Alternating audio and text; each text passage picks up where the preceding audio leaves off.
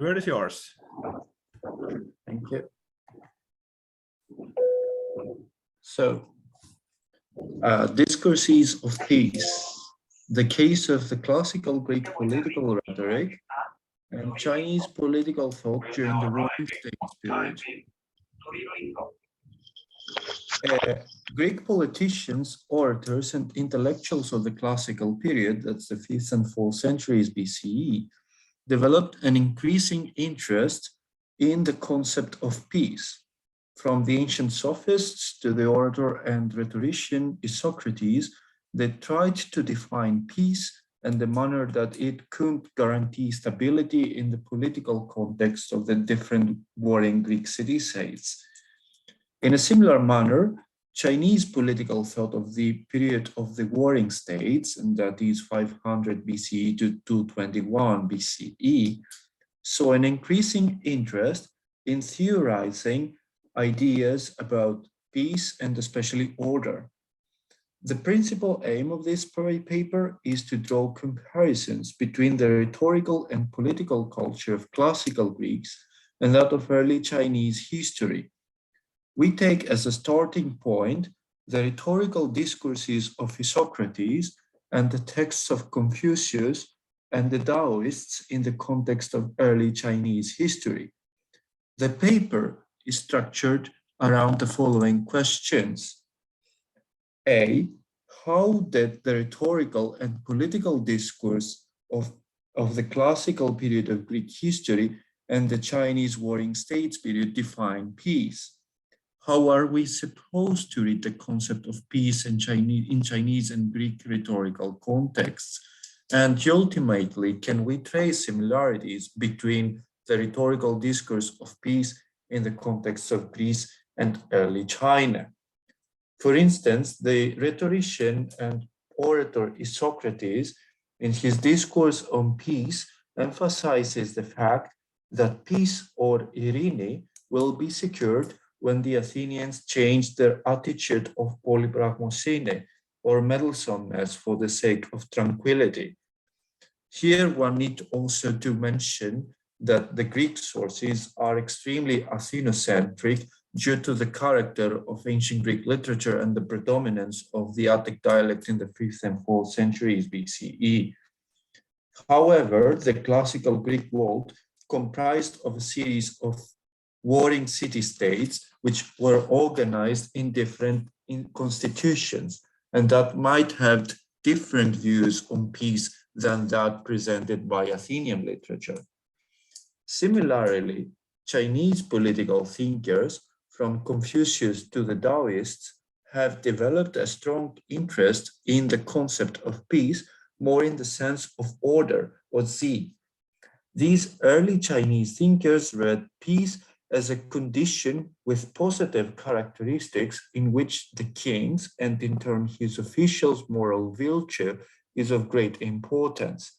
In other words, the acknowledgement of the king's high morality can guarantee peace between the different warring factions. In the historical and cultural context of early Chinese history of the warring states period, ideas such as peace and order preoccupied political thinkers. Also, the warring states period is essential for the formation and development of later Chinese political thought as a whole. Despite the seemingly different character of early Chinese and classical Greek politics, one can trace similarities in the theorization of concepts such as peace and order. So the structure of the paper is as follows. In the first part, we will considering the development of the concept of peace in the context of Greek political oratory and rhetoric of the classical period. And in the second part, which will be presented by my colleague Eleftherios, we are focusing more on the development of early Chinese political theory. The aim of this paper is twofold. It tries to make a contribution in the study of ancient Greek and Chinese political culture, and it offers a comparative study of the development of the concept of peace in these two different contexts. But let's start with some historical preliminaries. In the context of ancient Greek literature, There is no systematic and well-organized conceptualization of such abstract terms such as peace, war, and order. It seems that the Romans were the first ones to develop these concepts in a more systematic way. However, from the archaic period, there is an emerging cultural and literary discourse of peace. In the Homeric epics, for instance, war and peace are widely explored as contrasting situations. In the Iliad, in the book 18, where you have the ekphrasis of Achilles' shield, for instance, one reads of two different cities. One city that is governed by peace, as opposed to another one that's governed by war. And here, peace is presented more as an organizing principle of human life in the level of the community, so in an inside level. However, there is also another level where you can oppose the concept of peace as an interstate way of resolving tensions, and that's what the epic tries to figure out. The motif of these two opposing cities recurs across the corpus of archaic Greek epic. For instance, we have references in Hesiod's Theogony and in Works and Days.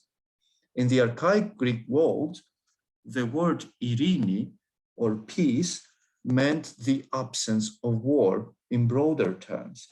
The goods people enjoy when they are cultivating their lands or tending their herds. Peace conveys a situation of non-movement.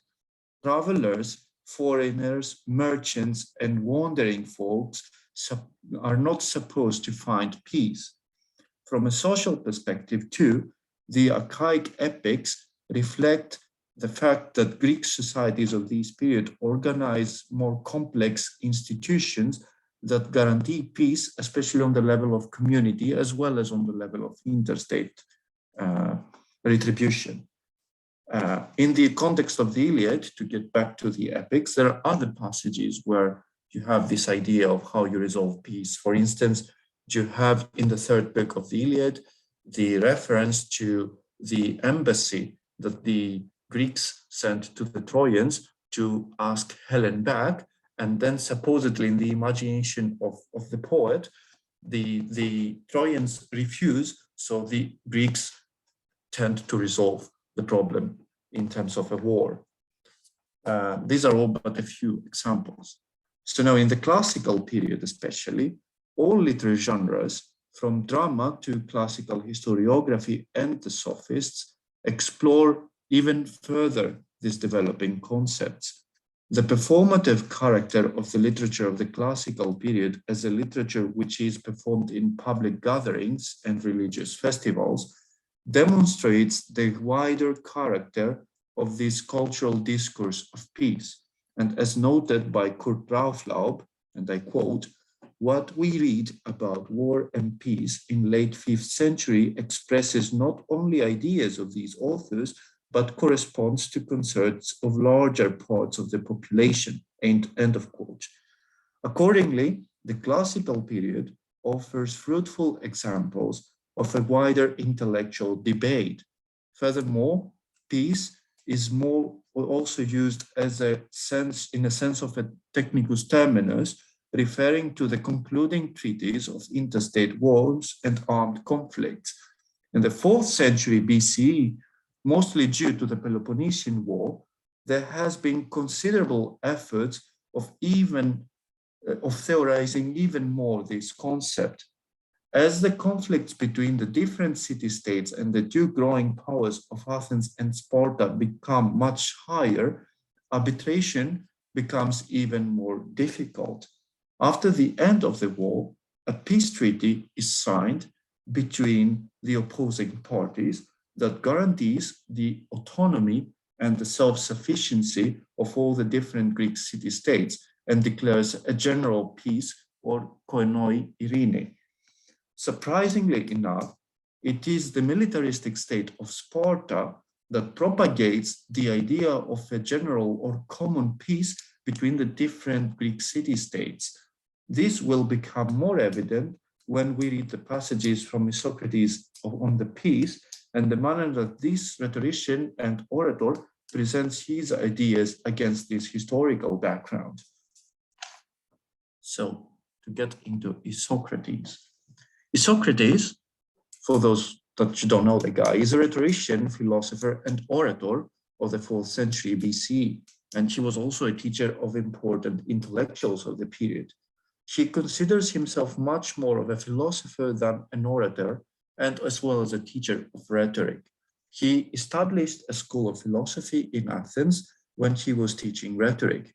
He's often undermined and underestimated as opposed to major political figures of the classical period of Greek history. Among other speeches, he also wrote model pieces concerning the issue of peace. Isocrates lives in a period in which the Athenian city-state is a crumbling empire, and there is the rising star of Macedon from the north, which is gradually replacing the old world order of the different Greek city-states. So before we discuss the manner that he theorizes peace in the context of his work, we should look into the character and nature of the rhetorical discourse on peace. The discourse on peace gives the impression that it was delivered from the hill of Nika in Athens, but it was never performed in public. In Dionysius of Halicarnassus, the discourse is named on peace, whereas in some manuscripts and in Aristotle's Rhetoric, it's titled Simachikos. Like most of Isocrates' discourses, it is more of a model speech and a pamphlet. It belongs to the genre of political discourse or logos politikos, and modern scholarship has expressed different opinions and views concerning its relationship as a model discourse with the rest of his rhetorical corpus. In general, scholars present the idea that this discourse is a part of a wider disologic literature that the rhetorician presents the reader with contradictory arguments, and I will come back to this point later on. Here, the orator presents us with the argument on peace as opposed to an argument against peace, which is also presented in other discourses of his. For instance, his reception of the king's peace, and that's the peace that is signed between the different warring states of Greece and the Persian Empire, is elsewhere presented as a national disgrace for the Greek world, but here is presented both as a necessary and temporary political situation.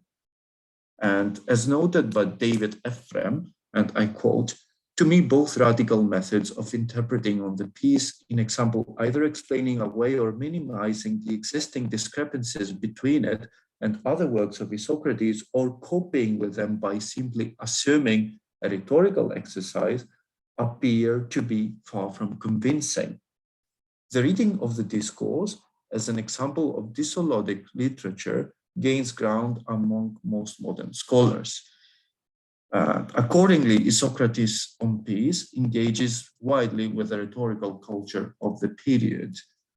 The discourse expresses his ideas about peace in the context of the so-called social war and the Second Athenian hegemony. That is today to say the transformation of the Second Athenian League into a hegemony of the Athenian state and the defection of different city-states from this league. The dramatic date of the discourse is the 355 BCE, after the peace is set between the different factions. Isocrates presents his Athenian public with a general remark: peace is the most important good for the well-being of a city-state. And I quote, "For we have gathered in the assembly to discuss war and peace. These matters have the greatest effect in human life, and people who plan well must necessarily do better than others." Already in the proemium of the discourse, he sets the scene. In a statement of Captatio Benevolentiae, the first person speaker here states the purpose of the gathering in the assembly and emphasizes the importance of war and peace in the lives of human beings. From a literary perspective too, the statement somehow reminisces this opposition of the cities that is in peace and the city that is in war in the Iliad. Later on, he emphasizes the idea of a general peace that has to be conducted on the level of the whole of the Greek world. Much of the discourse presents us with the advantages of peace as opposed to war. The general historical argument the discourse is making is the following. Athens has to look back to its distant past in order to find models of good behavior. The orator reminds his audience that peace flourished in times of democracy and was overthrown twice in times of war.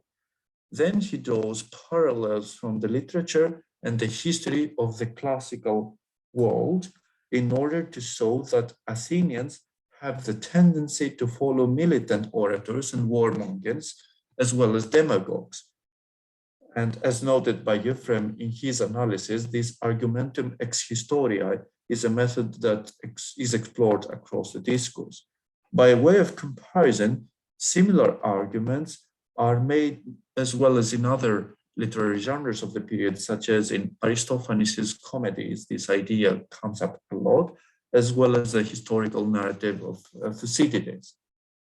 But to return back to the Isocratian text, the discourse presents also the general argument that Athens should not only make peace, but with the defected states, but with the rest of the Greek world. And to quote, "Now would we be satisfied if we could live in our cities securely and have our daily needs well provided, if we are united in spirit within our city and have a good reputation among the Greeks." The passage presents the audience with three key terms: self-sufficiency, safety, and peace and prosperity among the other Greek city-states.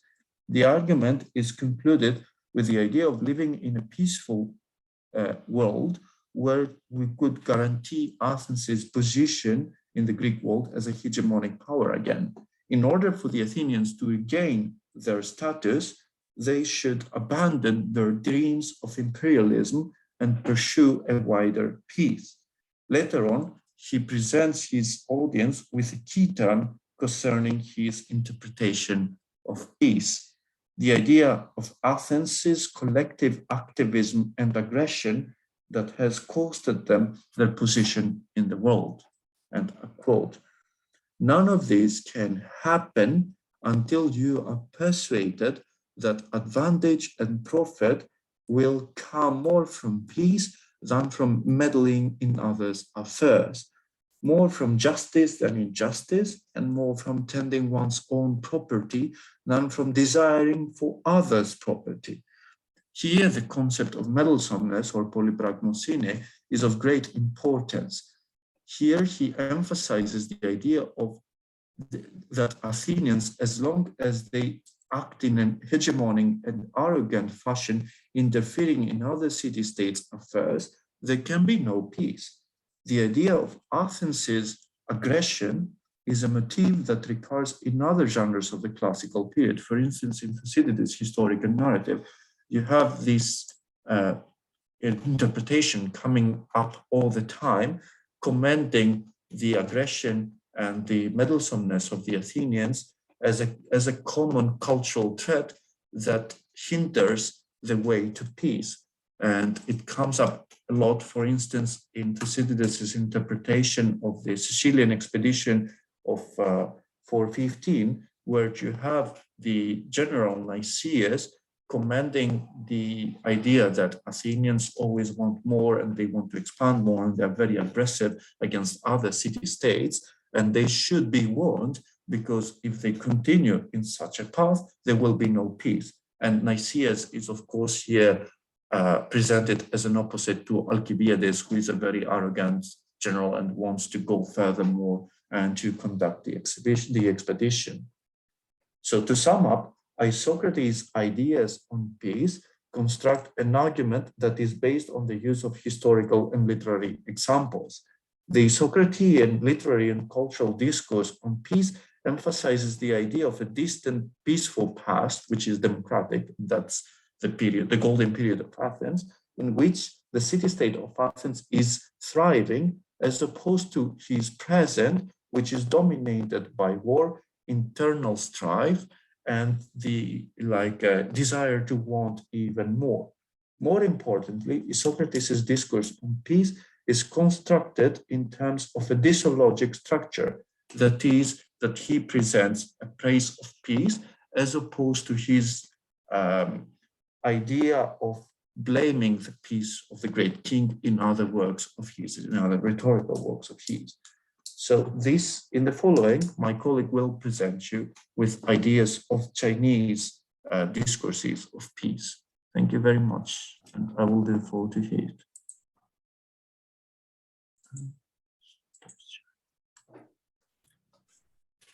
Thank you, Adonis. And now we will continue with the Chinese philosophy of the Warring States period.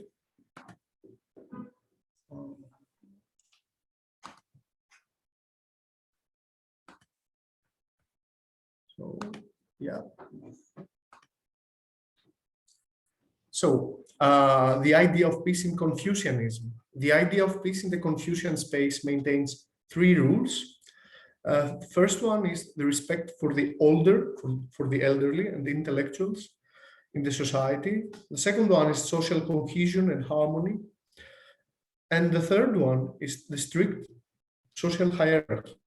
So to say, the principle of Ren, which means human-heartedness, to be realized by basic rights and liberties, and the principle of Yi, which is translated to English as justice, founded upon a just and meritocratic system. To act upon the foundation of Yi to an individual equates to be benefited by Ren in relation to other members of community. In this sense, Yi as a virtue is an instrument for achieving the fulfillment of the Ren under all circumstances. The Chinese ideogram An is being present in the Analect 15 times in 9 different sections, notably from a philosophical point of view in passages 210, 42, 17, 21. An indicates a state of feeling at home that closely relates to Confucius' understanding of ethical cultivation of oneself. At 210, Confucius argues that, quote, the master said, watch what people do, observe what they follow, examine in what they feel at ease, so on. In other words, the true virtue of one's character arises when they rest upon a comfort zone where one could behave as he or she wishes. At 1721 and 42, Confucius continues arguing that regardless of occupations or activities, there is only one way to feel at peace. That is to feel it in practicing human-heartedness. Thus, for Confucius, an authentic feeling at home, An, must be anchored in human-heartedness, An.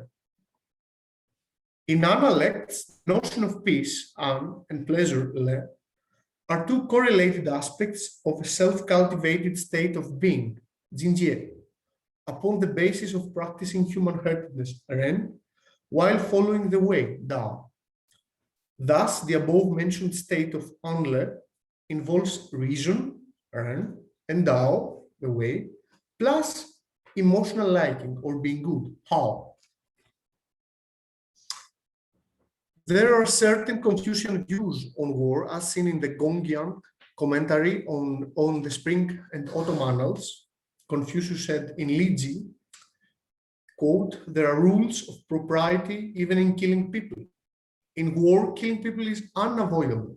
However, nonetheless, there exists a moral aspect, as some wars are more just than others.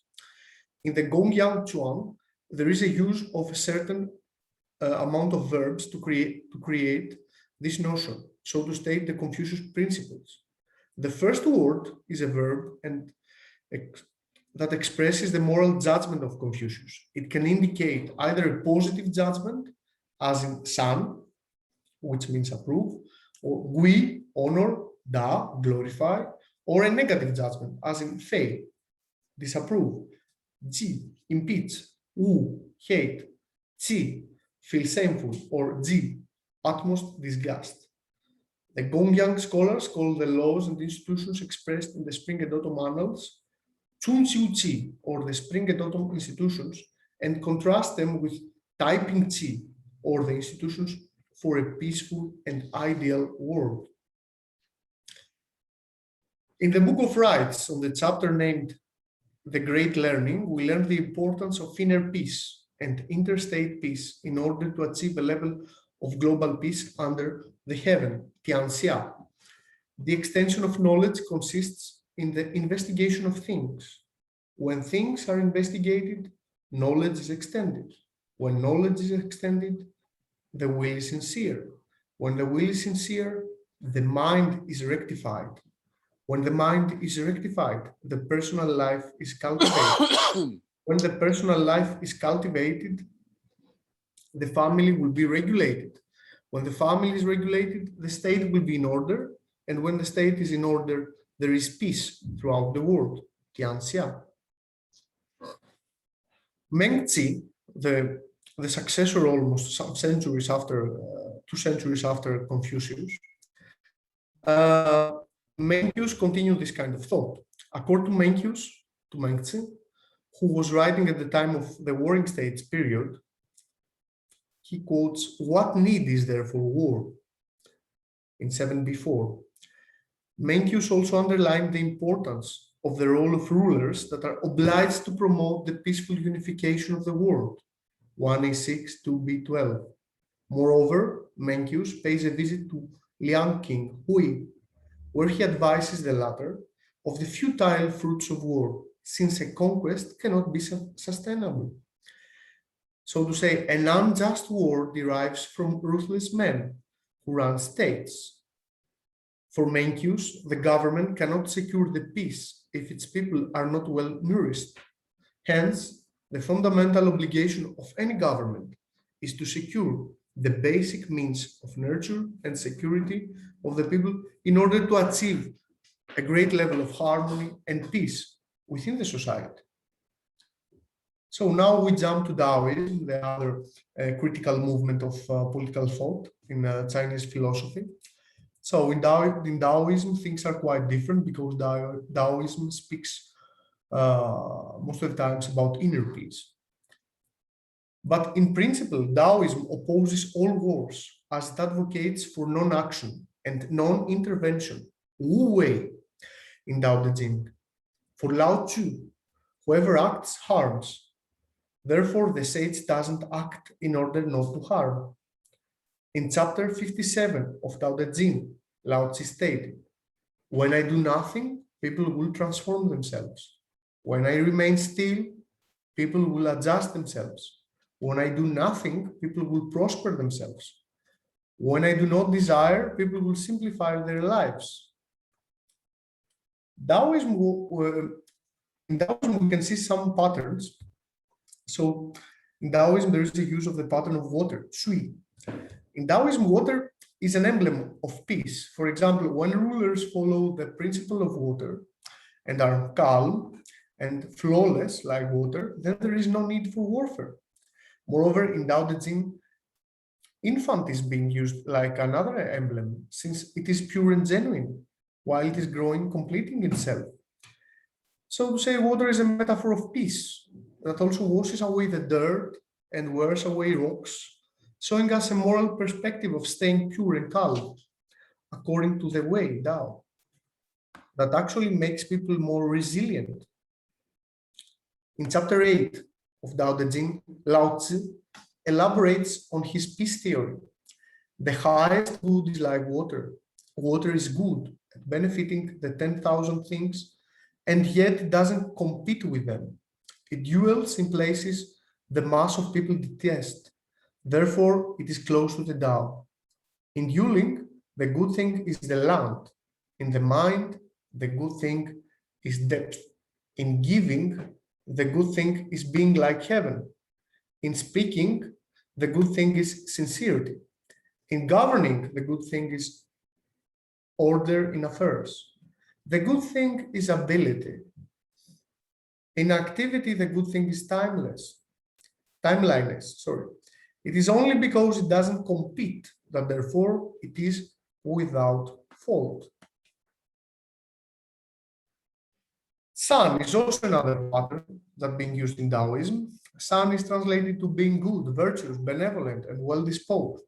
Sun is the character used in this chapter of the original text, translated as the good thing. Sun is a word deriving originally from yang, which means sheep, plus yang, word say. Sheep were chosen by Lao Tzu as a symbol, as sheep were present in agricultural life during this period in China's history. And people were therefore familiar with herds of sheep. Sheep here represent a gentle animal, plus sheep do act most of the times collectively, actually. Thus, by using the example of the sheep, it uses it as a symbol of gentleness and maybe sacrifices as well. Yang means good things in classical Chinese. For example, Mei, beauty, has the ideogram of yang. Yi, or in traditional Chinese Yi, also justice, as you can see here. Therefore, Sun relates to men who have a peaceful mind and commit righteous acts. Overall, we might say that Greek reasoning, as Adon said before, is more Aristotelian, while Chinese thinking is more dialectical. Yin-yang thinking, so to say, includes the principles of change and interrelation based on Chinese Daoism. For example, any unpleasant situation can become a peaceful one. So to say, it includes the notion of change. And any dispute involves always two parties, interrelation. So now it's time to draw some conclusions. In the context of 4th century rhetoric and oratory, Isocrates presents his audience with a discourse of peace that is structured upon the basis of earlier literary and political history of classical Athens. In a sense, he presents the idea of his Athenian present dominated by war and struggle, as opposed to a distant democratic past, during which his city was thriving and enjoyed respect among the other Greek cities and the other Greek population itself. Isocrates' argument is also represented in terms of the Silogy, dual discourses, reflecting the wider rhetorical trends of the period. On the contrary, early Chinese discourses present us with a discourse on peace more as an esoteric state that is reflected on the level of different communities and helps to secure general peace. Last but not least, both Greek discourses of the 4th century and early Chinese political thought structure the idea of a general peace that can guarantee prosperity, self-sufficiency, and the hegemonic position of state in political affairs. Thank you very much for your time, and I hope that you enjoyed our presentation.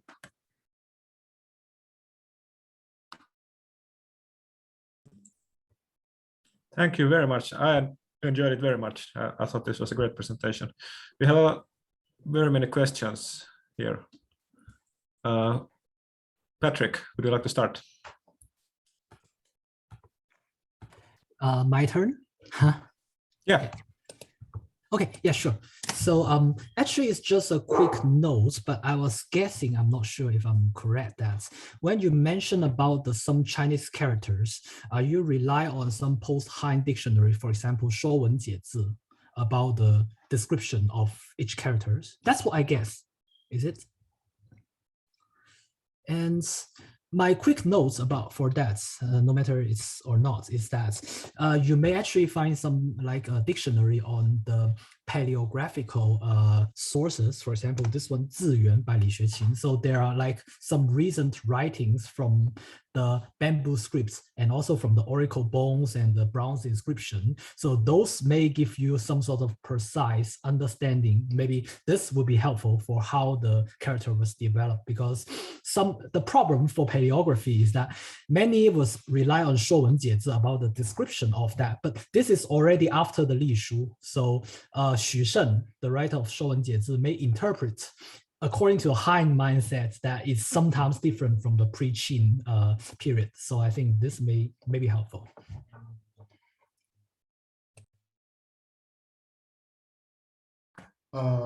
Yes, actually, thank you for your kind comments. And I would like also to thank you for your presentation.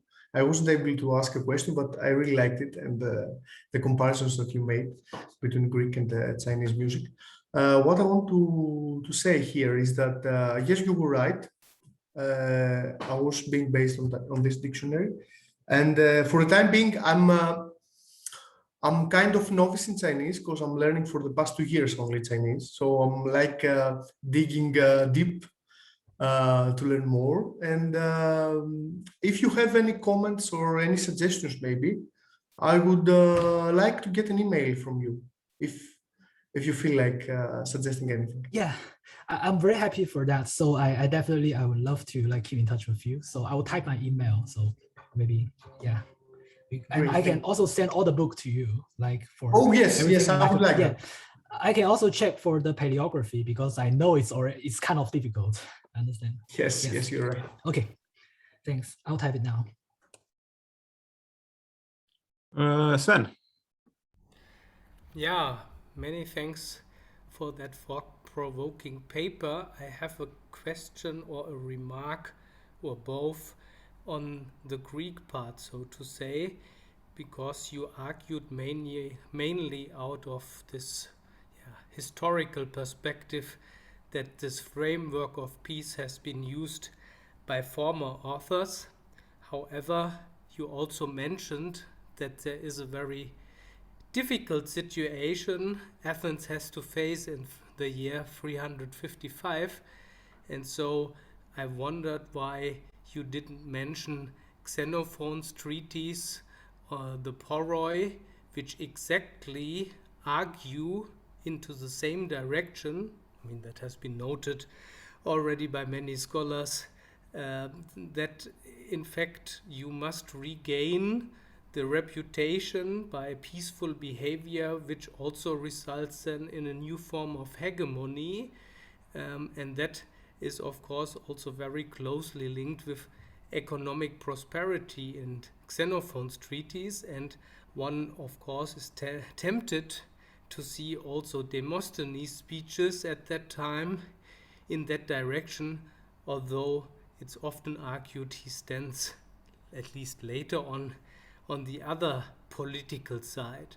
So I would be very interested to hear your thoughts on how Isocrates is just, let's basically say, a modulation of a then very prominent and current discourse in the Athenian society that's not just philosophical but has really actual political implications. Thank you, Professor. That was very rich and helpful. To begin with, I also thought of Xenophon, but I thought that he gives this economic nuances. So Xenophon is more interested in the idea of prosperity in economic terms as linked to peace. But of course, the literature of the period is very much constructing this idea of this discourse of peace that goes across all the genres. And I would like also, as I mentioned briefly, Aristophanes, for instance, brings up a lot the idea of peace. They're linked to wealth as well in his comedies, both the peace and wealth, where he brings up this idea of peace and prosperity linked together. And then, of course, you have the tragedies, where you have this idea of how we resolve conflicts in interstate affairs. For instance, the suppliants present that, and Sophocles' tragedies as well. So they give a lot of thought. As I said, these are performative genres. So they reflect some sort of dialogue that exists in this period and is accepted across the society. And then, of course, what I wanted to mention even more is this idea of rhetoric of the Disoi Logoi, which appears after the Peloponnesian War. And it's more of a rhetorical game, like a performance where you present an argument of both terms. And it seems that Isocrates is aware of that, because in one speech of his, he condemns this idea of a general peace as a failure of the Greek world against the Persians. And then on the other hand, you have this discourse on peace where he praises and he pursues this idea of a global peace that has to be achieved. So it's not only a historical argument, it is an argument that's both historical, it is rhetorical, and it is cultural for the Greek world, because there are also nuances that are brought back from Homer, for instance, from the archaic epic, and it seems that they were very self-conscious of the fact that there is a continuation of a discourse or a reception of discourse from the archaic period that comes up a lot in the classical period too.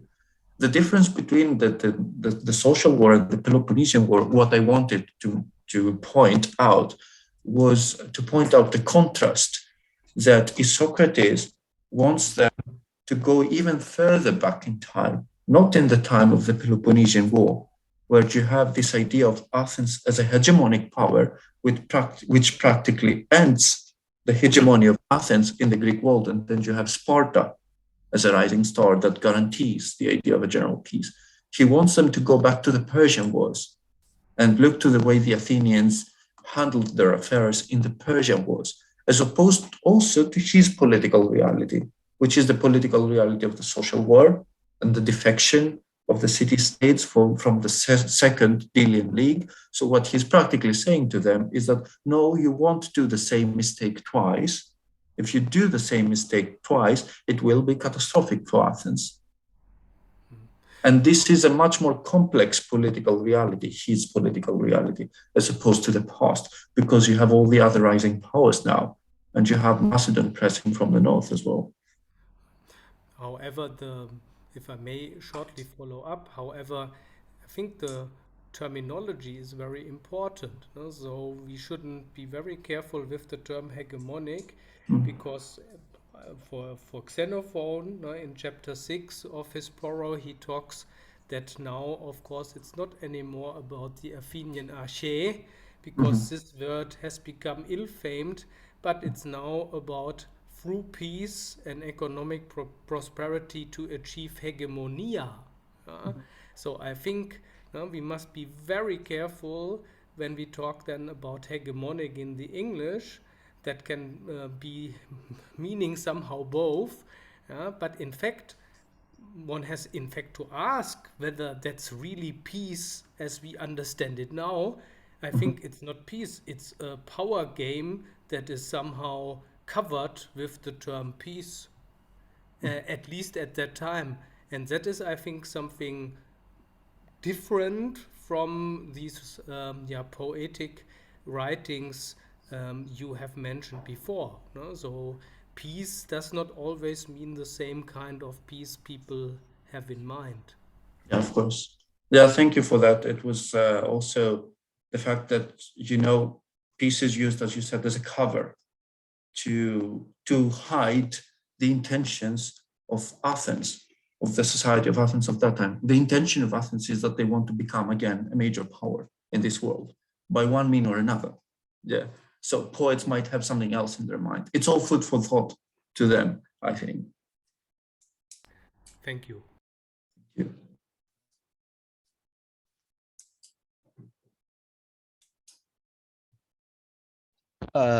Yes, I may have not really a question or a comment, least than that, is that I have a thought that comparing to both the Hellenic culture and the Chinese culture, that we understand the peace, or the spiritual peace or mental peace or the physical peace, is very hard to be pursued, in the real world, political world especially, and that we found in the Hellenistic civil war, so the Athenians against the Spartans, when Pericles that stand out against it, that we have not started this war, and since there's also the plague happens in the city, but no one listened, and they started the war anyway, the people. And the same situation also appeared in the same time that Warring-State period in China. As we all know, the rule, so the Confucian and also the Daoism and the more grand love of the more, they did not succeed themselves to pursue the leader to use their way to rule the kingdom. But on the other hand, the very aggressive party in China, the Fa, did handled the greatest power. And in the end, the Qing dynasty conquered the whole Chinese territory with the theory of the Fa, not the rule, the Confucians or the other piece of Daoism. No. So this is the very, I will not see the paradox, but it's definitely a contradiction in the reality, political reality, and the mental peace that people wanted to have. Since we know that people, I mean, not the leader, the general people, more cares about the benefit of the short-term benefit, not the long-term benefit. So in that case, I think it's quite maybe interesting for you in the future if you wanted to speak more about the peace in political aspect, that it's not easily succeed in any kingdom, in every culture, and that should be the common of the humanity, not the common for the culture. This is my thought only. So, and a very interesting topic, in fact. And thank you. If I may reply to your kind comment, what I want to say is that if you draw a comparison between China and Greece, we see that there are two great civilizations with deep thought, classical and philosophical one. But in the Chinese case, what we see is that the Qing dynasty, after the reforms of Sun Yang during the Duke of Xiao, and then the unification of China during the Qing Shi Huang, the Qing dynasty didn't last. It was like, let's say 20 years, something like this. Yeah, 15 years. Yeah. 15 years, yes. So you're right. And while on the Greek case, if we compare, we can find main comparison, but in my thought is Sparta is similar, because Sparta had a different militaristic model and a harsh society, but it was also egalitarian in certain aspects. And most of the people do not recognize it all the time. But yet, after they defeat Athens, what happened? Like, after some years, it was the rise of Thebes. And yet again, we had like three major powers, like Athens, the naval power, but it wasn't an Athenian state like in the past. Sparta, that was very strong. And at the same time, we have like the rising of Thebes and the reforms in Thebes. And when did Greece unified? It unified after the Macedons and Philip II and then Alexander, etc., etc. But so it's kind of different, because the city-state that prevailed during the Peloponnesian War, which was Sparta and the Peloponnesians, didn't manage to unify Greece, while Qing, they did so, and then they were replaced by the Han Dynasty, and then afterwards China was unified at last. So in the Greek context is a different kind of, like, not a city-state anymore, but a kingdom that unified Greece. Also, another point that I want to make is that we see that the notion of peace in ancient Greece is also, of course, from Xenophon. It goes to achieving prosperity, and so to say, why do we fight among each other when we can achieve a much higher goal, a much higher virtue, and we can coexist peacefully? They had this kind of institution, the Panhellenium. They tried to make this kind of things, or the city council of Delphi, but they couldn't manage to unify Greece, even apart from the cultural aspects, the common faith, the common language, but yet again, there were many dialects. They didn't succeed. While in China, there was always this concept that who will unify China? And we can see this kind of thought even in Confucius, even in Mengzi, for example, that they do think of it. And also the Sangyang reforms in the Qing was being implemented for this kind of reason, so that it's in Wang or it's in Gong will unify eventually, time. That's all. Yeah, yeah. In fact, the contradiction is that people chasing for peace, but they also eager for battle. So this is the contradiction. Yeah, yeah. And thank you. I also complete on that. As we already said too, when you come to Greece as a historical example, you have also to take in mind that all the sources we have for the classical period, they are written by Athenian authors. So we get the Athenian perspective of things. We don't know if the other polities and the other states had the same perspective. So the perception of Sparta we have as modern readers is the perception that Athens of the same period had about Sparta. So it's very difficult to find also a common discourse on peace going across the different polities in Greece, because there were so many different constitutions that might have had so many different views. And then at some point, the Attic dialect prevailed more for historical and military reasons than for cultural reasons, of course. And we have this idea of a monolithic, if you want, discourse of peace, or like debate on peace, if you want to, that is linked especially to the interpretation of Athenians and of an Athenian audience. That's what the later Hellenistic culture and the Roman culture also inherits from the classical Greece as paradigm. That's to say, that's the major paradigm. Yeah, I definitely agree with that. That is also the reason why Athens, even they have been defeated by the Spartan, but their mind, their thought can last it for a very long period. Right. Yeah, it's more of an empire of thought after a point. Yeah. Okay, Marco had a question as well. So can you unmute yourself? Marco, can you unmute your... Click on unmute. You have to click, there's like a... Activate. Yep. Now you can hear me? Yep. Greetings.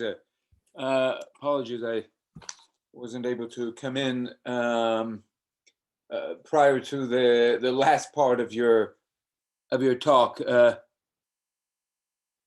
Eleftherios? Yes? Okay. Now,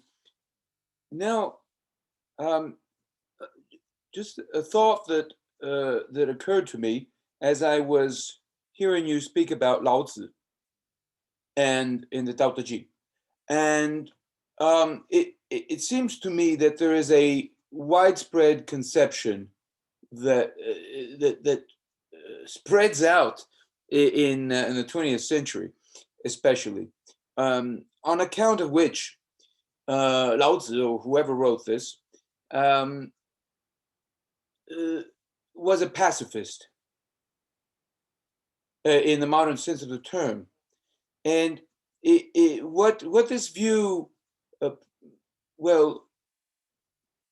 suggests, in fact it presupposes, is a lack of what we could call in Platonic terms two dimensions, as if you cannot have peace without war, as if you cannot have war without peace.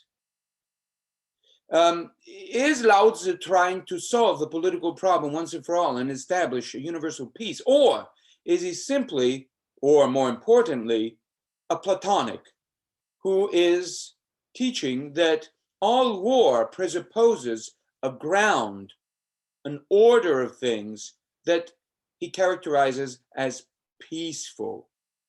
Okay. So, I mean, there are aspects, you cited fragments from the Tao Te Ching, but there are aspects there are passages that suggest that there is war and that war will continue, and fundamentally there won't be any synthesis of the, I don't know what we want to call them, the Shengren, the sages and the people, okay, at large, or that somehow there's a fundamental ground, I mean, of communion, but that communion is what we could call mystical, mysterious, it is not empirical, It is given by nature, but you know, it's fundamental. Yeah, it's not something that we achieve progressively. There's hardly, it seems to me, anything progressive in the notion of Uwe. Way is progressing. Uwe, absolutely not. We're not moving towards the realization of universal peace on earth. Maybe with Islam, certainly with globalism, but not with Lao Tzu. This is my thought about this. And as far as the other intervention from Antonios, you know, what are the Athenians up to? I mean, perhaps they don't want to unify everything because they realize that unification tout court entails the abandonment of certain good things. So there is this instability, there is this tension between the notion of oikumene, so we have everything is beautiful and universal order, and the particulars. And it seems to me that this tension is the core of civilization, of thriving, of the political. To you, my friend. Okay, let me start. What I want to say is, according to me and what I read, I do believe the other sinologists as well that Lao Tzu is a pacifist. Yes, it is. I understand according to you, but the question is whether he is or not. Oh, no, wait a minute, just wait, I'm coming there. Well, so it is true that in Daoism there are references to war as well, but Lao Tzu understands war that it's inevitable because it's the nature of ruthless men, so to say, that they want to dominate, that they want to act and behave in a non-proper way, let's say. But it's what he suggests that we should follow. Be flawless, be like water, be like the sheep. Non-act, wu wei, so to say. If you don't act, so if you don't harm, so then life goes on in a peaceful way. So it's in a way, it's like, so to say, mystical, let's say, esotericism, esoteric peace, inner peace. But it also improves the society because we are going to live in a community with harmony. But he does understand that that war is inevitable because this is the nature of men. Eleftherios, who is the audience? Who is the audience? What is the audience of the Tao Te Ching? Is it the king or is it the people? Is he educating the rulers? No. I mean, there are authors who realize, I'll beg the question by saying they realize that that's what he's up to. He's educating the rulers. And he's telling them to be at peace, right? I mean, you look at the Tashue, and the Tashue is the same, yeah? Yes, most of the times they do address the rulers because the rulers were the ones who had the libraries most of the times. Yeah, and because the people didn't read anyway, so. Yeah. So yes, if the rulers were to follow, for example, Tao Te Ching, then we would definitely live in a peaceful world, I think. Yes, a civilized order, the notion of order, which is unstable. It's I think we could agree that it's called a civil order, and that civil order he's telling the ruler is not based on mere protocols as the Fajia, but it's, let's say, as we understand them today, because that's a big question mark, the Fajia, but it is not legalistic, but that order that you can establish civilly is established and is secured by remaining open to a fundamental order. It seems to me that this is the key that people tend to lose today when they tend to conflate everything. They're the two dimensions. But if we remain open to that dimension, that fundamental dimension, and then you can secure the tianxia, the order, and everything is beautiful, so to speak, at least nominally. But if we put Lao Tzu in Ukraine nowadays, for example, he would say Wu Wei. So for Putin not to invade and for the Ukrainians not to provoke, but then they shouldn't also, they shouldn't also be aggressive to the Ukrainians as well. But then Lao Tzu, he realizes that they have to defend themselves somehow. But then yet again, it has to be who went beforehand. So right, yes. Yes, they couldn't, yes. they shouldn't actually suppress the Russophones, so to say, that Russia might intervene. And then it's a huge debate about it. And sorry to move all of you there. I wouldn't like that, but I want to say that's a different kind of point of view in the world. Well, I mean, what would Lao Tzu do in Ukraine? First of all, you want to educate the rulers, but to educate the rulers means to revolutionize the technocratic conception of politics that we have today. And that involves educating the European elites as well, because, you know, they're profiting quite a bit from this beautiful war. So it's a very complicated thing today. And I don't think he would have a solution. And I don't think he is looking for a solution. If the world is taken over by an ideology, a technocratic ideology, that's game over for Lao Tzu. I mean, things run their course, and there will be a cataclysm, and we'll start anew. But I mean, you know, the important thing is to give up, let go of these ideologies that tell you that we have to solve the problem now. Don't solve anything. Let go, Uwe. Let go. Yeah. Marco, would you like to go directly into your talk from here? Alrighty. Now, I am very untechnological. I am sorry. It was good enough for me to be able to open up this program. So I don't have power. Wait, I don't have the PowerPoint. So how do we do this? Do I read? Do you just look at my ugly face while I read, or? Now, if I read, I cannot see you, so I won't be able to, well, more or less. So I won't be able to see if you're frowning at me or not. What do we do, Otto? Well, I think if you don't have the PowerPoint, maybe you can just okay. read the paper. All right. Well, And unfortunately, listen. If nobody has had a chance of looking at this, it's going to be maybe a little bit difficult. I'll introduce some of the passages that I'll read, okay? And I just jotted down a few of the originals so that I can place them in front of the screen, and maybe while I read the English, okay? Maybe that'll facilitate, speed up the endeavor. Well, we're on. Should I begin formally? You can hear me? Okay, good. So the title that I had proposed, as you know, is Platonism Across Borders, from the global point of view to the inner life of things. And as a subtitle, as it were, I have Towards a Revival of Platonic Buddhism.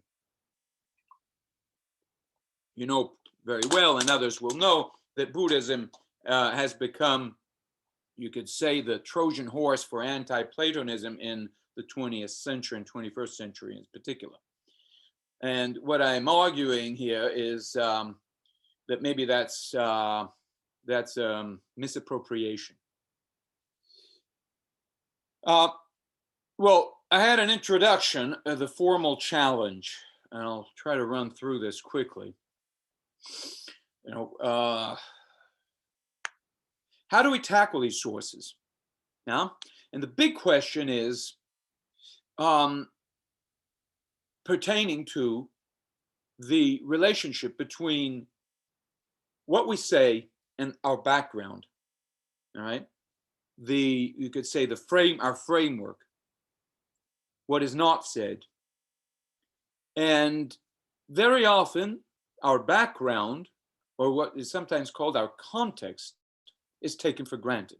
More specifically, the nature of our context. So we can all say different things, but when we say different things, very often we presuppose, everything that we say presupposes a certain notion about this context of ours. Now, what I'm suggesting is that much of contemporary scholarship shares a peculiar notion of background or context that informs our reading of the ancients. Okay? Especially if anybody who doesn't share that notion. And if they don't share that notion, we're doomed to misrepresent, misunderstand those sources because they make sense in the light of an alternative conception of context. So they refer to something else. You see, we look at a finger and we say, look, that finger is not straight, it's not going in the right direction. Well, it is if you consider what it's pointing at. But you're not considering that because you have something else in mind, you see. So we have this problem. And what about our notion of background? Our notion of background is about this universal peace, the universal order, which in practical terms has to be a universal market. Because in order to establish universal order, you have to get rid of two things: philosophy, pure and simple, and, in other words, Platonism, and theology, pure and simple, or the openness to divine transcendence. You get rid of that, you get rid of theological wars, or the war of ideas, and you end up with a marketplace where you trade and you choose the ideas and so forth. So the goal of all of modern scholarship, by and large, is the point of reference, the ultimate point of reference is this horizon, yeah, of that we can consider as rooted in mercantile principles, okay? And this is what kills us. This is what prevents us from reading well the sources, okay? That'll take care of the introduction in a nutshell, okay? Now, you could go through a sort of phenomenology of this, this situation that we're in, and an archaeology, and investigate, the dynamics by which conceptual or political dynamics through which we arrive at our current situation. But suffice it to say here that this situation is based on a modern notion of self. So we have, for example, the scholar who is autonomous and who is beyond good and evil in Nietzsche's terms, who is, in other words, value-free. And he is being, therefore, scientific. So he is going about gathering data and organizing it in such a way that, and this he doesn't really spell out very often, in such a way as to serve the common scientific goal, which is something related to what I was just talking about. And so we have this scholar who is understanding himself and who is understood by the society as an individual, a Kantian autonomous individual. Now, I would like to suggest that classical Buddhism is undermining the very rise of this notion, okay? And I started there with a Platonism in the East, preliminary sketch of a Buddhist response to the global society. Now, we know that we're familiar with general terms, but very often there is a misunderstanding, misconstrual, self-serving misconstrual of the fundamental notions, the general notions even of Buddhist traditional discourse. And one of these notions is that of what we call the Four Noble Truths, Chatvari Arya Satyani. Arya is as in Aryan, right? The noble. And so we render these terms as Four Noble Truths, assuming that the truths are noble. Now, some folks Buddhologists have conceded, at least, that the expression refers to something else. And more specifically, that what is noble here is not the truths. And again, what are these truths? They're propositions, they're true propositions. It is those who pronounce them. So if we look at the Chinese translation of these terms, right, the Shushendi, we could say that these are the Shenren. So the four true or trustworthy propositions or declarations. I would say the four true or trustworthy declarations by the sages. So this is what the sages say. Now, I'll read this little passage here that I have about this. What do the sage or the noble declare? They declare that there is an unacceptable superficial problem or condition, that of the people at large, Fanran, for example, which stems from a tide or current of grasping compulsion, right? In this sense, the plebes do not live, but are lived. Okay, so the people at large live in a state of compulsion. And this stems from a tide, I read that, sorry. The noble speakers invoke the extinction of the grasping compulsion, so the vulgar drive to gain satisfaction or to overcome the authority of the noble. Because what do the people who are corrupt want? I mean, what are they driven to seek? What are they compelled to go for? Well, we kind of all know. Grab and the power from the lords. And so the so-called Four Noble Truths are those declarations, the trustworthy declarations, and these are trustworthy for everyone. Now, it's no longer the case that we're speaking only for the elite or speaking to the king, because Buddhism is as universal as Christianity is. Not as universal as Islam is, but as Christianity is. And maybe we can raise questions about that later. So what they're telling people is to let go of this grasping compulsion. Of course, you could have the grasping compulsion also, this vulgar compulsion in the elites as well.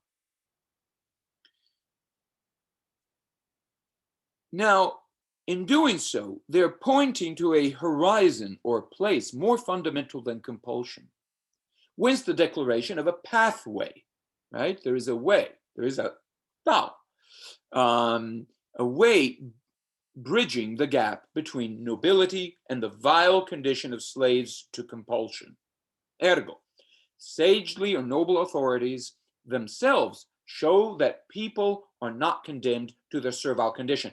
These propositions are also educating the ruling class, because they're telling them, look, your job is to educate the people not to be greedy. And how do you do that? By showing yourselves, of course, at least having the facade of decency. You see.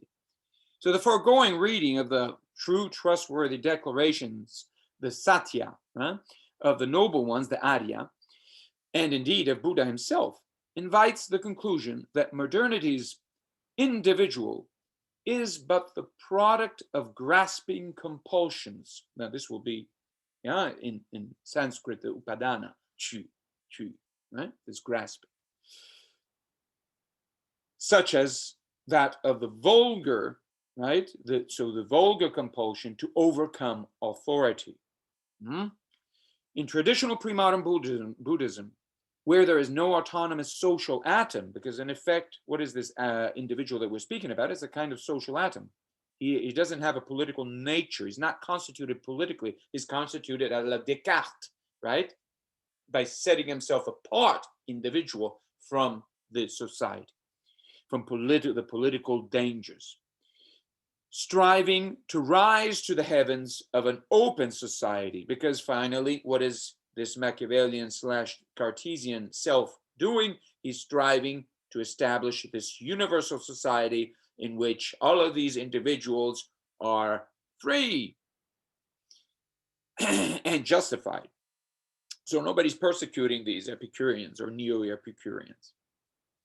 So to the zenith of its mechanically evolving universe. So this notion of a universal society goes hand in hand with a mechanistic conception of nature. And nature is now evolving mechanically towards the universal goal. Now, the noble and the vulgar are, for Buddhists and for classical civilization in general, but they're stressing this, but masks, right? Persone. of thought itself, of the mind. Okay. Now think of, for example, of Plato in the Laws, you know, the gods are the masters and men are the slaves, and we are the marionettes. But this does not tell us really what the fundamental link is between the two. And it may turn out to be that these two are masks, that, you know, the marionette fellow, the guy who's pulling the strings, is not something other, fundamentally other than the marionette. Where thought, however, now with Buddhism, is the mirror in which the masks appear. Okay, so what Buddhism is up to here is reminding us that the political is a stage that presupposes something more fundamental. So Buddhism responds, in this case, to the threat of political decadence or of outright barbarism ensuing from all open conflict between aristocrats, authorities, and their subjects. So if we want to avoid civil war, if we want to defend civil order, then it behooves us to go back to the ground. And the ground is intelligible, eminently. I mean, ultimately, it's consciousness. So we have the doctrine of Weishu and so forth.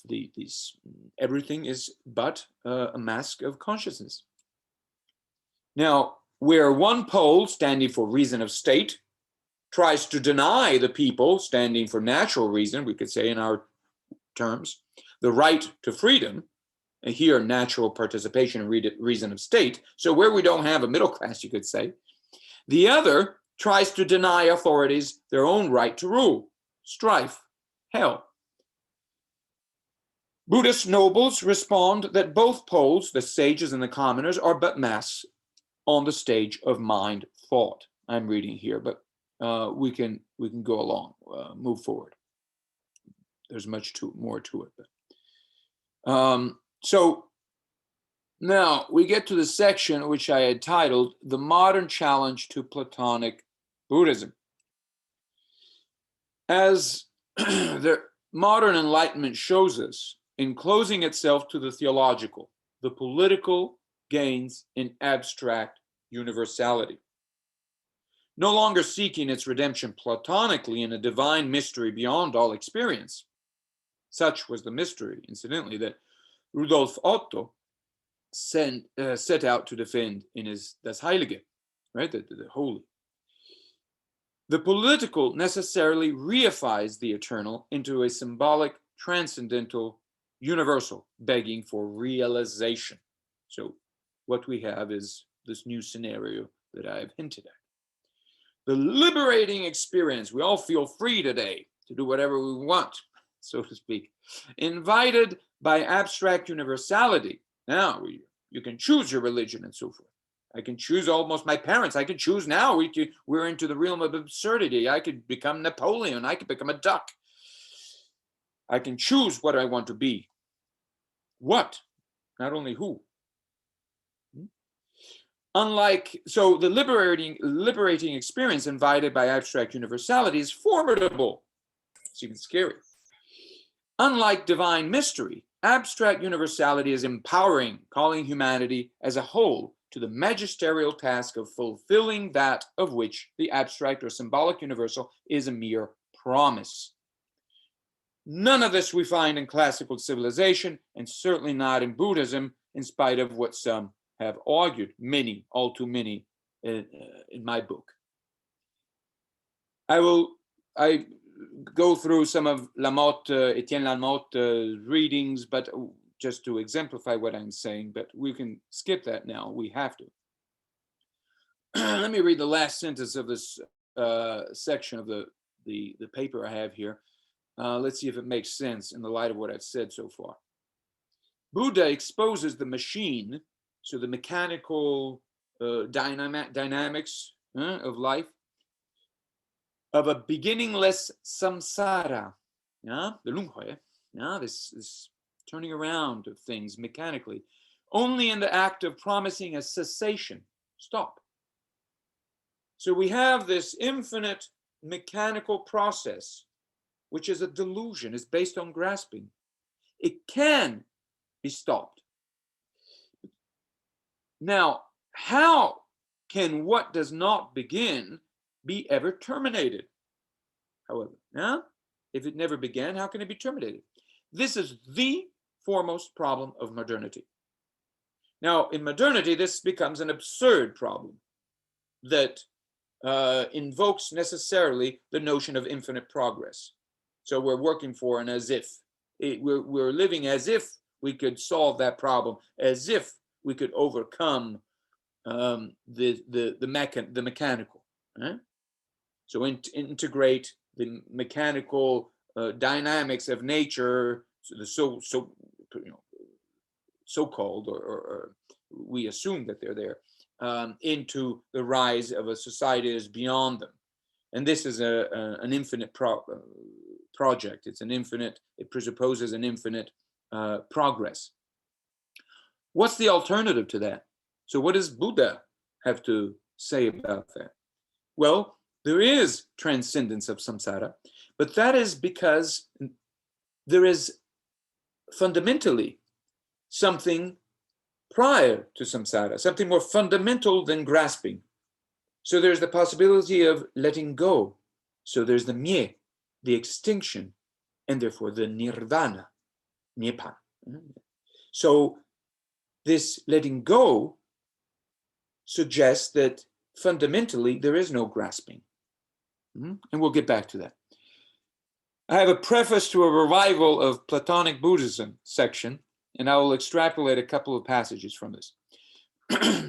We'll see if they make sense in the light again of what I've said. And I say, ... wins the cyclical character of samsara.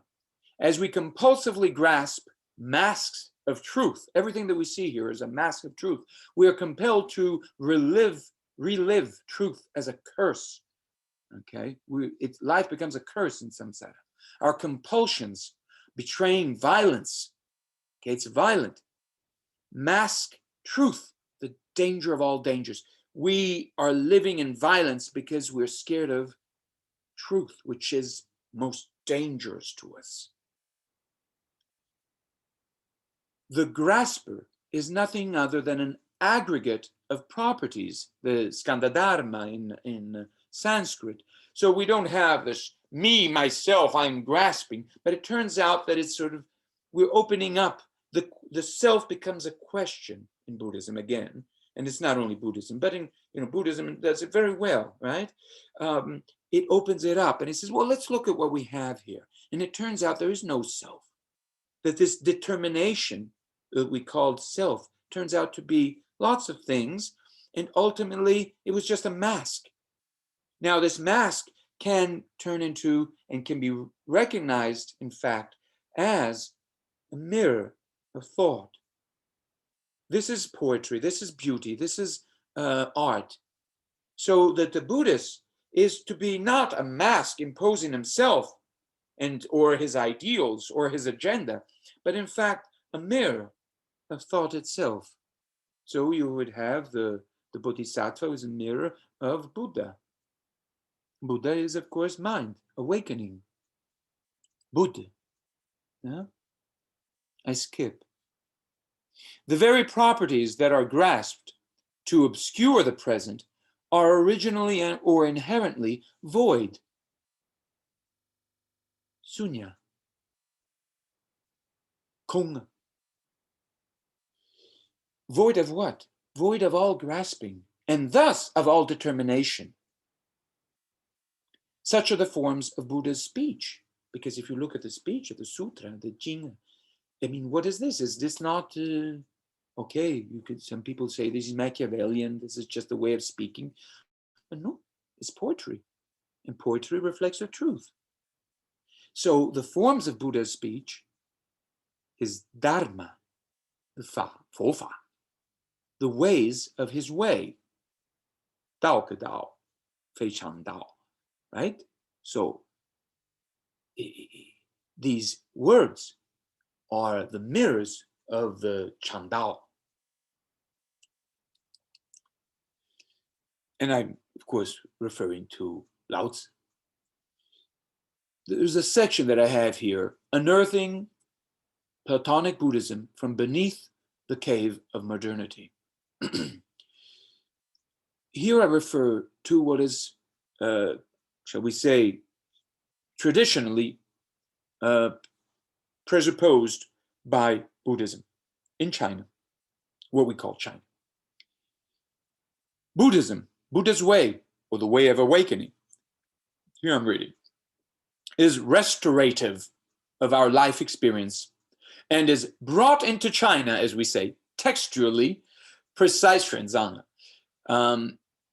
textually, precisely in this context, to restore language to its proper function. Formally, to save scholarship, say the Ru, and its, as in the Rujia, and its soul, the Tao. What I'm suggesting here is the so-called Daoists and so-called Confucians are not two different things. But there is a problem at some point, which is to say that on the surface, they're mutually alienated. But to save them from being mutually alienated, okay, Buddhism comes in, or is brought in. Buddhist Tao itself. What we have learned to call Confucianism and Daoism were originally two faces of the same coin, as day and night are. And of course, we have stories in antiquity of Kongzi going to have a nice chat with Lao Tzu, and they were close friends and they were buddies behind the scenes. The Tao was the Xianwang Zhi Dao, so the way of the former kings, so the way of government. Accordingly, so the order of the human order. Accordingly, and I here pick on the Huandi Neijing, the Yellow Emperor's classic of internal medicine, would retrace, and so medicine is also for the human soul and so for political order, would retrace the problem of the way to the question of the true man, right? The Jinren, the true man. Its introductory chapter, the Discourse on the Heavenly True in Early Antiquity, the Shanggu, the Tianzhen Lun, calls us to retrace all outward authority to an inner nature. Okay? The ascent to the sagely king is a mirror of the return to what is true about the achieved man, right? The achieves, retraceable to the true man. He goes back to this true man. So everything that is external goes back to what is hidden. There is a primacy in classical civilization of the hidden, the mysterious, over the manifest.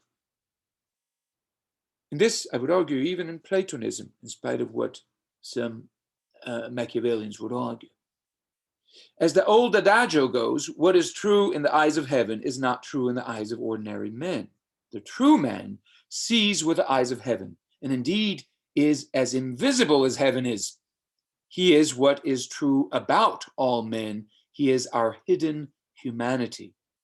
But what is hidden is eclipsed by the corruption of mores, foremost among them that of language. Hence Confucius's, Kongzi's exemplary call to rectify speech, right? The Zhenyan. You have to correct it. The Taoist is the Confucian who reminds his fellow scholars at night or from the night that outward accomplishment is the function of a common nature. All masks ought to serve, because they originally or naturally do so, as mirrors, not eclipsers of an underlying reality. La comédie humaine, the human comedy. Our outward accomplishment is no more than an echo of an original perfection. The quest for power, alienated from the mystery of a divine mind, is, as the Bible's Bereshit, the Genesis, reminds us, satanic. So hence the traditional talk against the so-called Fajia, who were the technical guys who conceive of politics independently of fundamental questions. Our yearnings remain as they must, unfulfilled in the future, because they are fulfilled in the beginning. the inevitably hidden, secretive or sacred dimension of the visible, the present. Classical language attests to the duplicity of things, or to the hiddenness of revelation, of light in the dark. So the same term can mean contrary things. Yeah? Paradigmatic is the moon. So let us consider this notion of moon, the image of the moon, right? To which long acclaimed classical writers dedicated hymns of mysterious longing. Now, notable among old Chinese hymns to the moon, and I pick one, is a composition by Zhang Zhouling. And here I think I wrote it down just for the sake of convenience. So we can, while I'm reading, I'll just make it quick. I don't know if you can see this. Let me put it this way. Here, how's that? I don't know if it fits. Should fit. Here, how about that? Okay. Just so you, for your record, so the Zhang Zhouling is up there. Just jotted it down. Distant yearnings in the moon's presence. In the moon's presence. Okay. Where truth is sought in a dream or in the medium of poetry, rather than directly. So we see all phenomena are mirrors of truth. I'll just read you my translation there. Luminous moon born on ocean's surface. Heavenly banks meet in this moment. Yeah? The lover regrets the lengthy night. Nocturnal realm arouses yearning. Extinguished candles to cherish light's fullness, dressing aware of dew's expanse. Cannot contain this brimming gift, return is sleep to dream of nuptial date. Okay, nuptial date, which refers to the first, also the tsushu, right, at the beginning, and the tianya, here I call it heavenly banks. All right.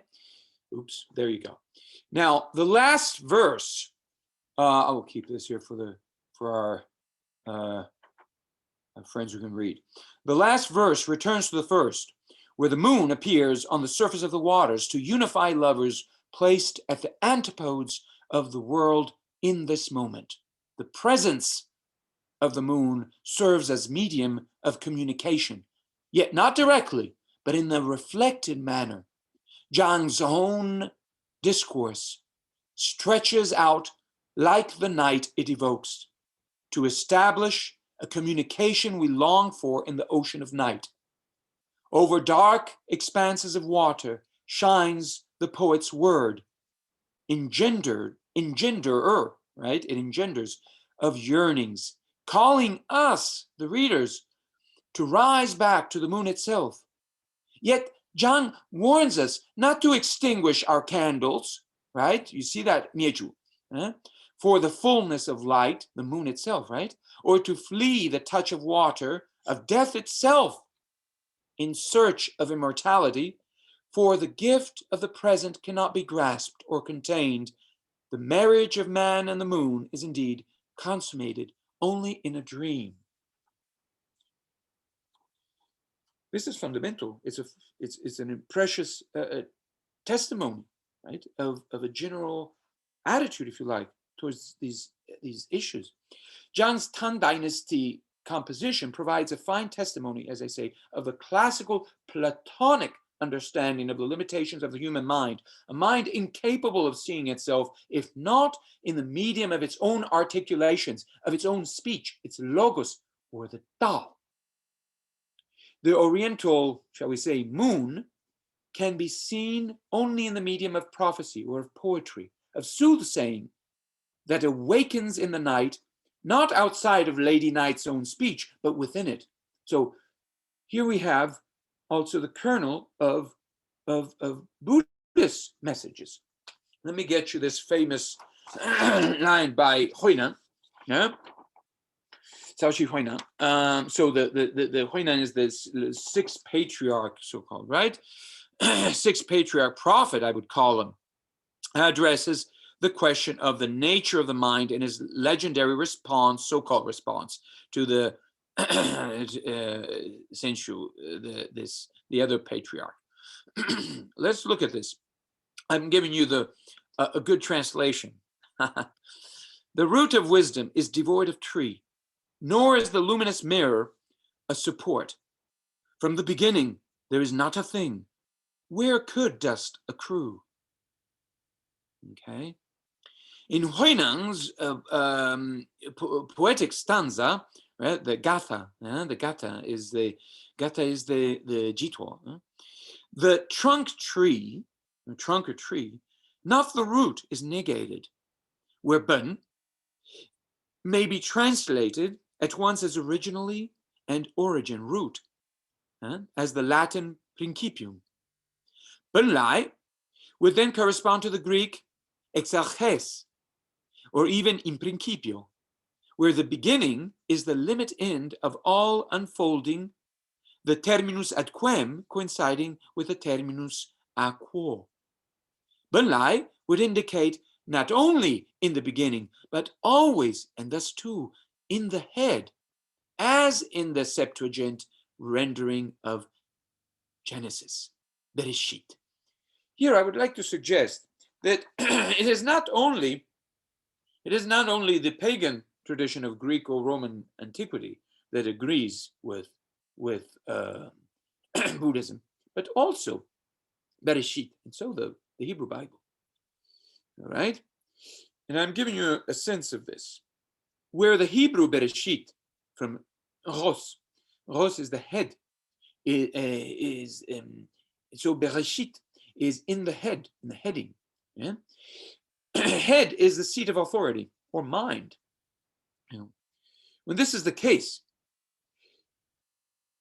epoiesin, which renders the Hebrew bara, right, entails, so we call usually creation, entails a noetic poetic production, or a distinction, which in the case of Genesis 1:1, pertains explicitly to the heavens above and the earth below. The two poles are distinguished in themselves, being named, they are, and from each other, much as Adam and Eve are.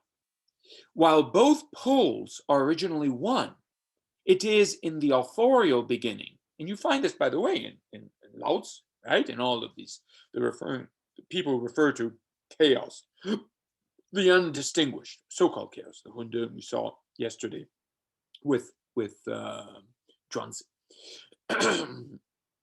Well, while both poles are originally one, it is in the authorial beginning, in the heading of the story, where the story is alive as its mind, that they are separated as Father, thought, and Son, word, in John 1.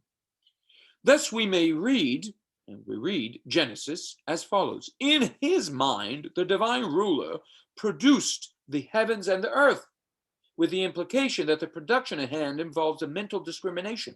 It is in the mind of the story that distinctions are made, inviting the conclusion that the divisions point back to the unity of the divine mind.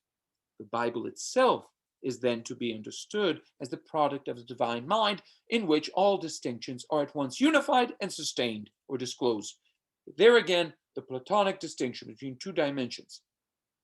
Okay, so the foregoing excursus into the mysterious head of the Bible draws us back to Huineng and his Benlai Wiu. In the beginning, there is nothing.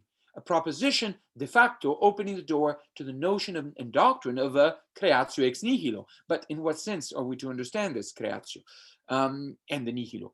Nothing is literally absence of a single thing.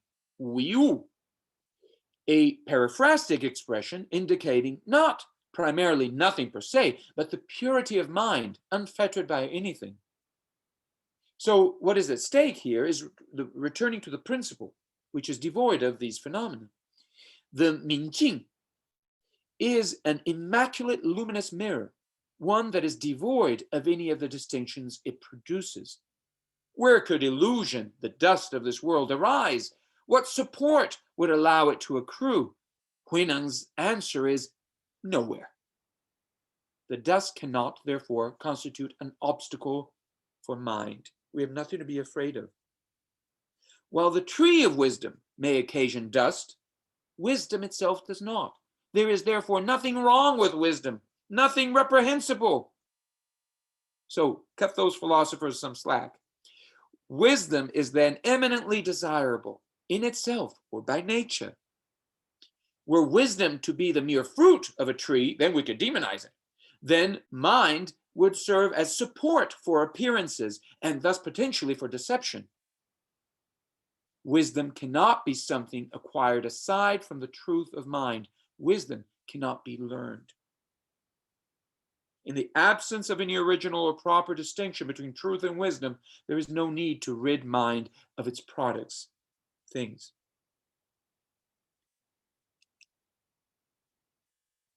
The discussion goes on, and one could follow it perhaps in the printed version later. But let me skip to a passage here where I stress that wisdom is not mind's fruit, not something that can fall off from mind, nor something that can be grasped by mind. All that mind grasps is but the wisdom of the world, which is to say dust.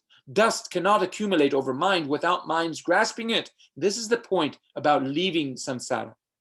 The obstacles of thought are not obstacles in themselves. There is nothing inherently detrimental to thought, but only the karmic, what we call the karmic byproducts of mind's grasping, the upadana. Where mind grasps, it serves as stage for delusion, a stage opening the door to outright evil. Yet mind in itself, or at its root, in principio, does not grasp, but give of itself. And this is also way. I'll give you a little charm about the, a little jewel about the title. That is the general message of the scripture contained in Huineng Liu Zi Tan Jing. The Tang of the title is the altar whence the patriarch testifies to the Dharma, the way of Buddha, and thus of mind, for Buddha's mind's proper act. Buddha is mind's proper act, namely awakening. The stage, this Tang, is to be understood as source of enlightening or awakening guidance, rather than of precepts ensnarling people. They're not trying to sell you a product. By the same token, we are to conclude that mind is originally not a stage, tai, for evil, but one, tang, for good. Now, let me go further. And Otto, how much time do we have? Well, not very much, a few minutes. Okay, good. Let me wrap up here, yes? So, mind sees itself directly in its poetic representations, even as these fail to resolve mind, the problem of mind, mind as fundamental problem in themselves. What we learn is that poetry extinguishes itself. The Chinese will read "nie," as in Zhang Zhouling's extinguishing candles, right? The mieju, in bearing witness to mind, to the fundamental problem, the mystery of all mysteries, right? Shining as a moon in the dark. This is nirvana, the blowing out of the candle, the consummate referent of all modes of consciousness, and thus too of all speech, and thereby of all contents of experience. For experience unfolds in speech, just as speech unfolds in mind. Experience is gathered into its poetic forms, where they point back to their transcendent ground. Mind as fundamental alternative to all universals, including that of our global society of individuals. Mind makes itself known through or in speech in principio, before any universal could ever present itself as solving the problem of mind once and for all. I later go on in this Lankavatara Sutra explanation, but the concluding statement of this paper, it refers to Platonism. Platonism is, in the most general sense, is naturally open to the great finder present in the biblical garden, the one who finds us. even as the truth about his wisdom is buried in the abyss of the darkness surrounding Eden. Likewise, Buddhism is naturally inclined towards Buddha's cosmic apotheosis. In both pagan settings, the supreme point of view cannot be one building on individuals, individuated selves, and their objective material context, but one underlying the extinction of both individuals and their environment. Indeed, the lofty point of view of our age's global I stands as the consummate nemesis of the mind that sees all things as mirrors of its mysterious truth. What the global I surveys clinically as inherently meaningless or mechanically evolving res extensa, Buddha's Platonic I exhumes out of the cavern of matter, restoring it as the living body of truth itself. Whatever that means. Otto, the floor is to you. Thank you very much. I was greatly impressed also by the paper that I read beforehand. Are there any questions? Who is there? Who has a hand? I can see. Ronald, please.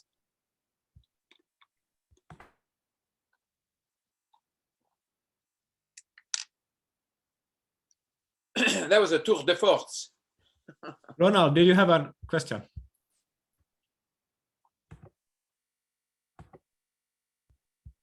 Maybe not.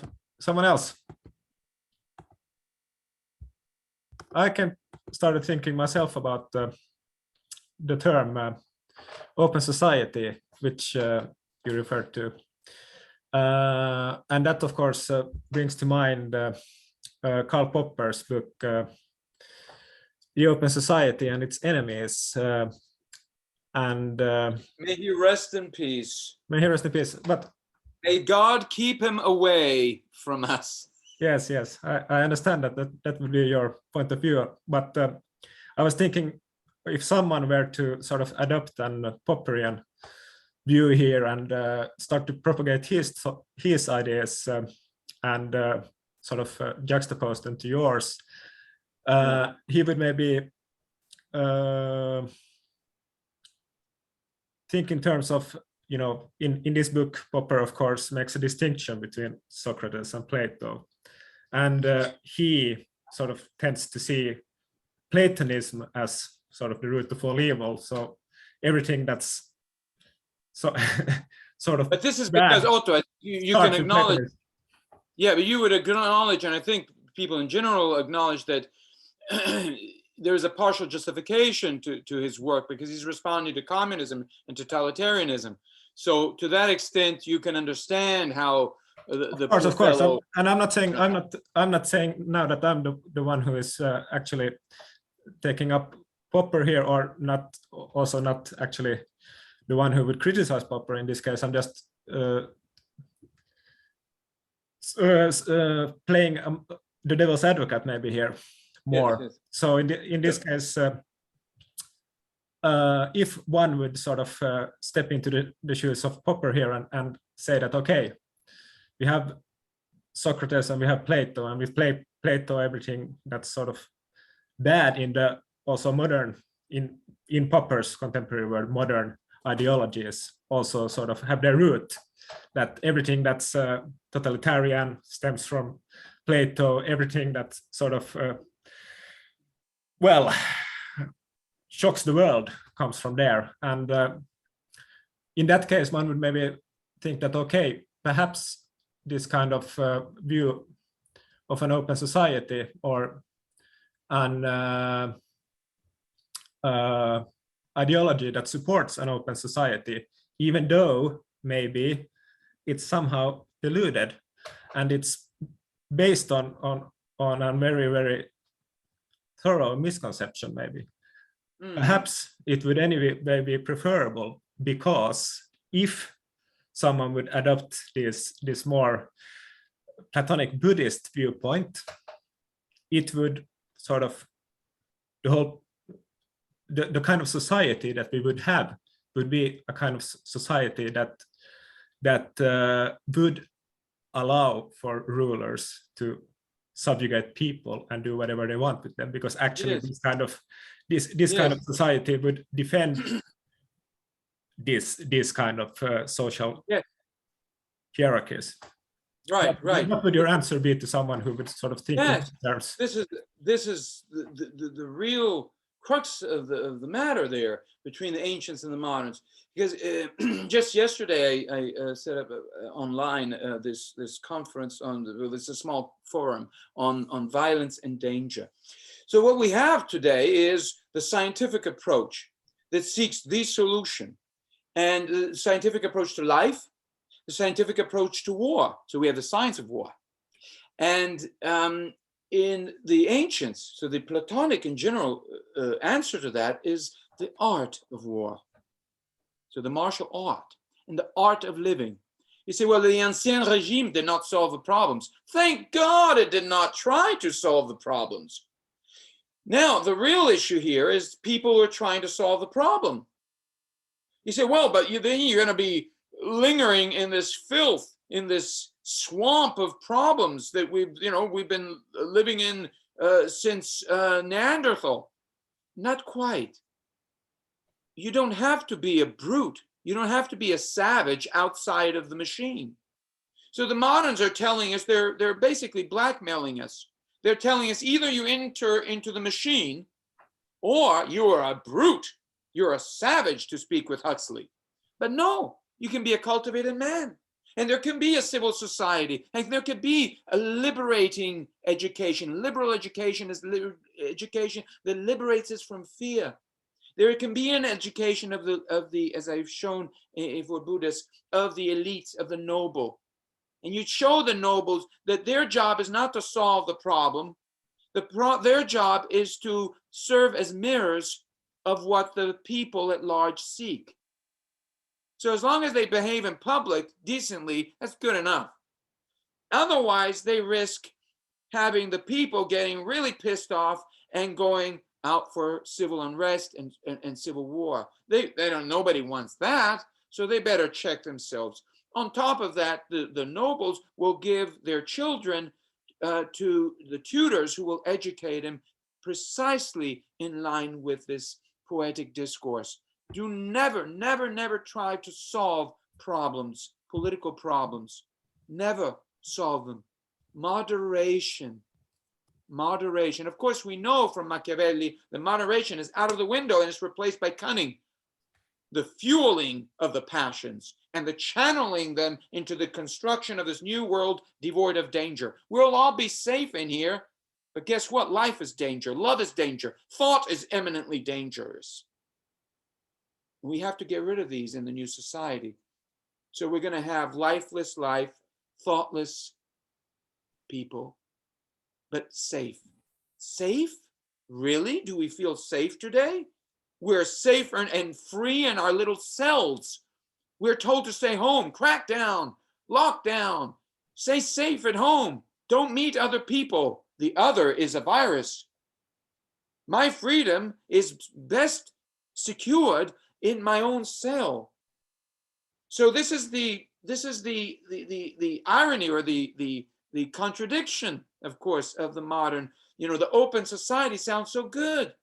And yet to establish the open society, you must get rid of the other. And so there's a lot of differences, but there's a leveling out of things.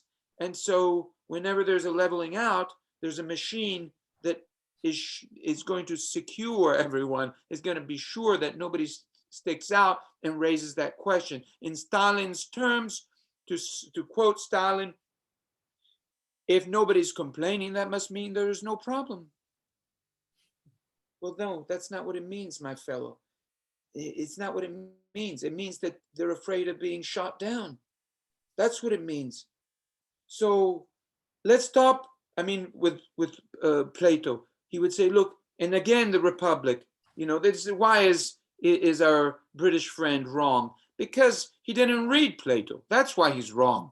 It's very simple. Had he read Plato's Republic, he would have seen that Socrates is telling you precisely the opposite. You cannot establish this wonderful society danger-free. It's absurd.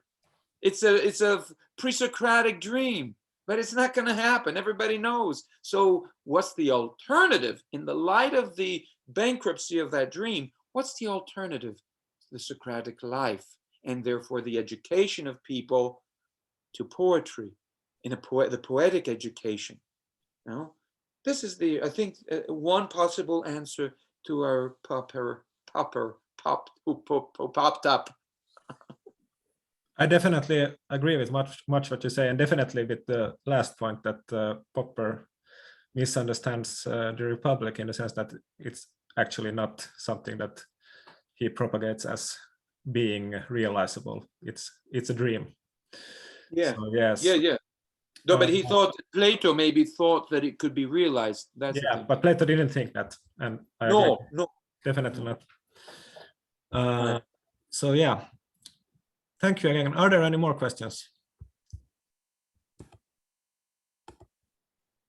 Okay, in that case, 5-minute break, and then Priscilla.